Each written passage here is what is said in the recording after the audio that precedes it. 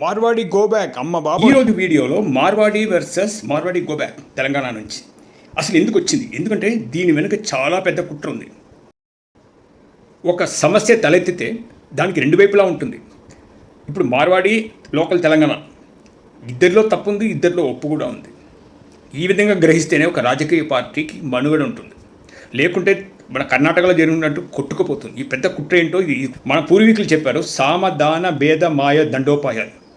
దీంట్లో ఇది ఎక్కడికి వస్తుందంటే సామ కాదు, భేదం అంటే పుల్లలు పెట్టడం చేయడం. కానీ అంత మాత్రాన చేత ఈ మార్వాడి గో బ్యాక్ అని స్లోగన్స్ ఇచ్చి బయటకు వచ్చిన వాళ్ళలో ఏ విధమైన స్టెప్ లేదడం చాలా తప్పు. వాళ్ళు దీన్ని ఎంతకాలంగాలో భరిస్తూ ఈరోజు బయటకు వచ్చారు. ఒక ఇన్సిడెంట్ జరిగింది కాబట్టి బయటకు వచ్చారు. ఆవిడెవరో జర్నలిస్టు, ఆవిడ వెళ్ళి స్పాట్కి వెళ్ళి చూసిందట, అంతా బాగానే ఉంది, వాళ్ళిద్దరు అందరూ కలిసి భోజనాలు చేస్తున్నారని. అమ్మ తల్లి, ఇది అంత ఈజీగా తీసుకునే విషయం కాదు. స్టేట్లో పోయినసారి అసెంబ్లీ ఎలక్షన్ అప్పుడు మన హోమ్ మినిస్టర్ గారు బెంగళూరు నడిబొడ్డున మాట్లాడుతూ మా గుజరాత్ అమూల్ మీ నందిని అని ఇష్యూ పైకి తీసుకొచ్చి ఏదో నోరు జారి ఏదో అన్నారు. దాంతో ఊడ్చుకుపోయింది. చాలామంది అంటారు ఆయన చేసిన కామెంట్ వల్ల బీజేపీ ఓడిపోలేదంటారు, కానీ అది చాలా మేజర్గా రోల్ అది తీసుకుంది. సో అటువంటి పిచ్చి పనులు ఇక్కడ చేయొద్దు. ఆట మొదలైంది.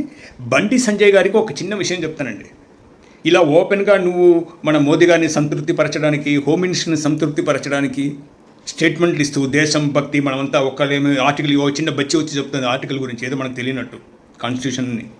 ఏం చేయాలంటే మీరు డైరెక్ట్గా ఆ పిల్లవాడిని పట్టుకోండి, ఎవరైతే స్టార్ట్ చేశారో ఇది, అతని ఊరికి వెళ్ళండి. అక్కడ సమస్య ఏమిటి, వీళ్ళ బతుకు తెరువు ఎందుకు మార్వాడి షాప్స్ వల్ల మాకు పోతుందో గ్రహించండి.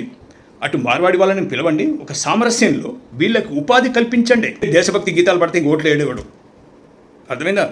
మార్వాడిని ఎవరు హేట్ చేయలేరు, ఎవరిని గో బ్యాక్ అనలేరు, అంతవరకు నిజం 100%. వెలుగు జర్నలిస్ట్ రఘు గారు, ఒకసారి మీ ఛానల్కి నన్ను పిలవండి, ఈ విషయం మీద చర్చిద్దాం. నాకు చాలా విషయాలు తెలుసు, చాలా ఇంట్రెస్టింగ్గా ఉంటుంది, పిలవండి. జై హింద్, జై శ్రీరామ్.